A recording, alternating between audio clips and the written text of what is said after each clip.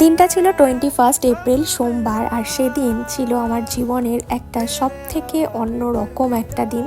School কলেজে ভর্তি হওয়ার জন্য অনেকেই তো অ্যাডমিশন ফর্ম ফিল আপ করেছি ঠিকই, তবে আজকে ফিল আপ করতে হচ্ছিল হসপিটালে ভর্তি হওয়ার অ্যাডমিশন ফর্ম। পরের দিন অর্থাৎ 22 এপ্রিল মঙ্গলবার ছিল আমার গল ব্লাডার সার্জারি। তো আগের দিনই সেই জন্য ভর্তি হয়ে গেছিলাম রুবি জেনারেল হসপিটালে। সমস্ত কিছু প্রসেস কমপ্লিট হয়ে যাওয়ার পর আমাকে আমার বেড দিয়ে দেওয়া হয়েছে, এদিকে ড্রেস দিয়ে দেওয়া হয়েছে, আর রাত 9:30টার সময় চলে এসেছিল আমার একটা ভেজ ডিনার। তো সেদিনের মতো খেয়ে দিয়ে তাড়াতাড়ি শুয়ে পড়েছিলাম তো ঠিকই, কিন্তু ঘুম তো রাতে একেবারেই আসেনি। পরদিন ছিল সার্জারি, আর সার্জারি করে এই পাথরগুলো আমার গল ব্লাডার থেকে বার করা হয়েছিল।